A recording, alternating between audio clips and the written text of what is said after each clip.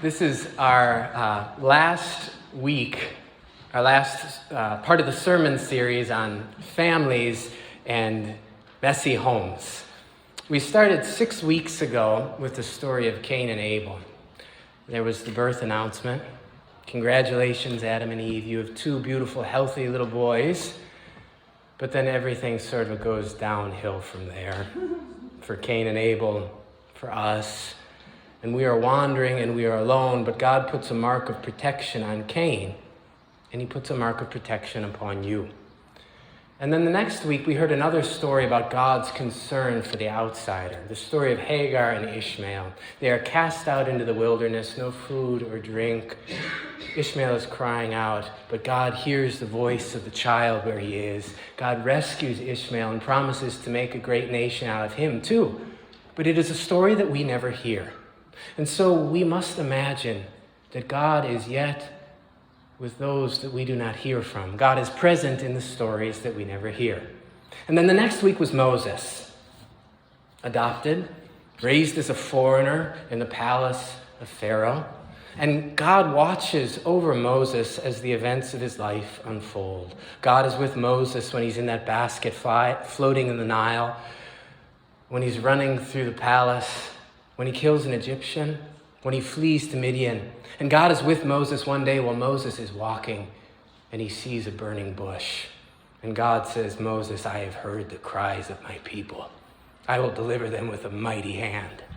And Moses says, but God, I cannot lead them. I am not a good speaker. And God says, I will speak for you.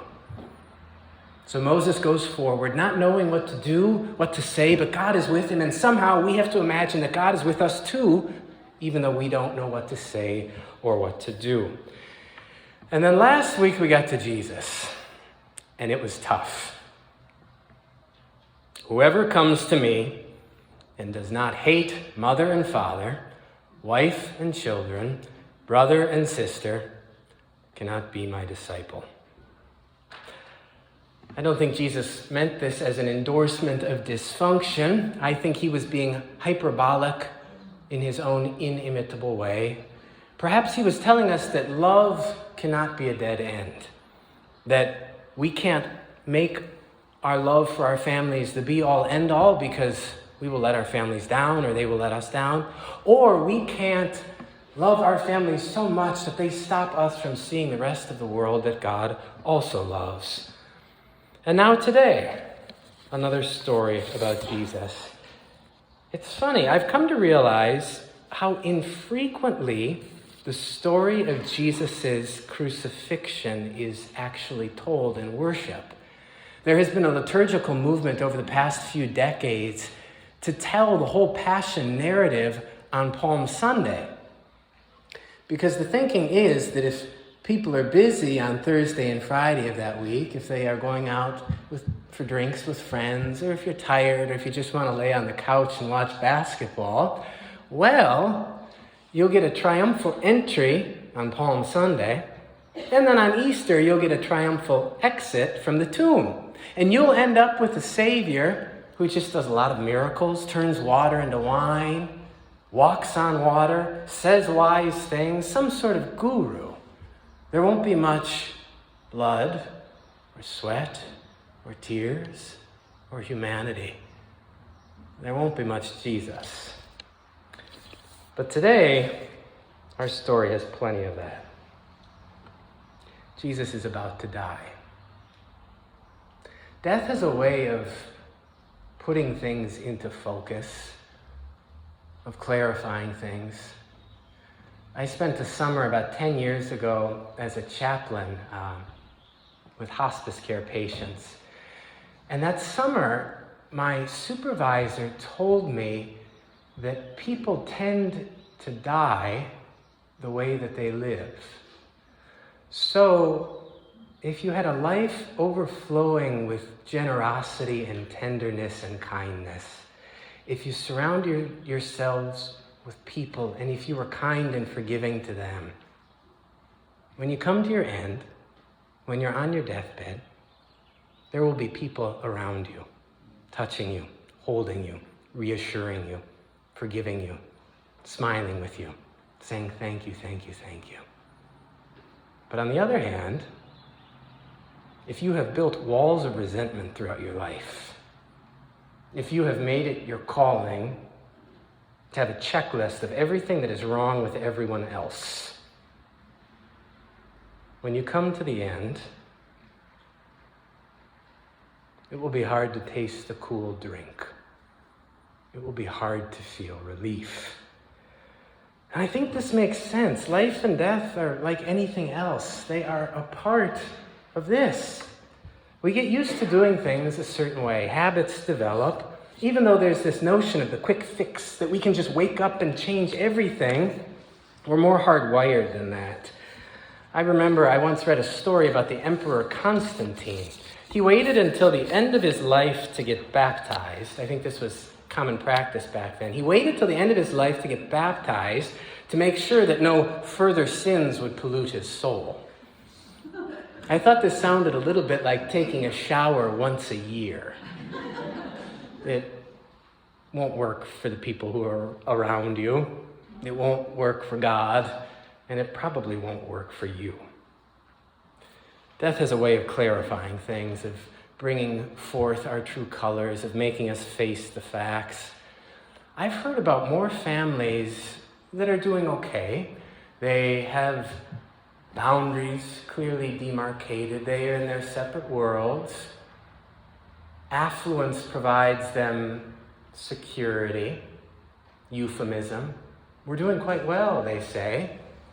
But then the matriarch or patriarch dies, and everyone has to come back together. And there is an inheritance to divide, and it is a mess. Whenever I walk by beautiful homes, the first thing I feel is great envy. I want that kitchen, I want that yard, I want that garage, I want that car. But then I think, you poor people, you are going to have to part with all of this someday.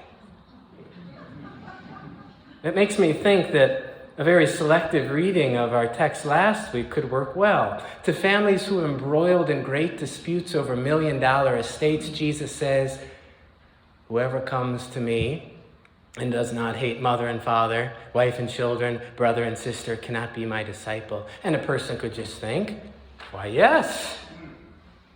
God is commanding me to take sole possession of the family estate and to hate my brothers and sisters. I will do just that. Amen.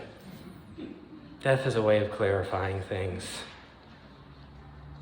Maybe it's at the beginning of our life that our differences are most exaggerated. A little child comes into the world and they are so small. They make you a parent or a caretaker, and now you're in charge of them. And you have a great deal of control over them, but they get bigger and bigger and bigger, and your control becomes less and less and less. And then eventually you come to a place where the roles are almost reversed. And the parent who once cared for the child needs to be cared for too. It's the circle of life. Elderly people probably do not like being helped in the shower, and little kids don't either. If you're fortunate to live a long enough life, you'll see how much we all have in common. Little people, middle-aged people, older people. None of us have control all the time.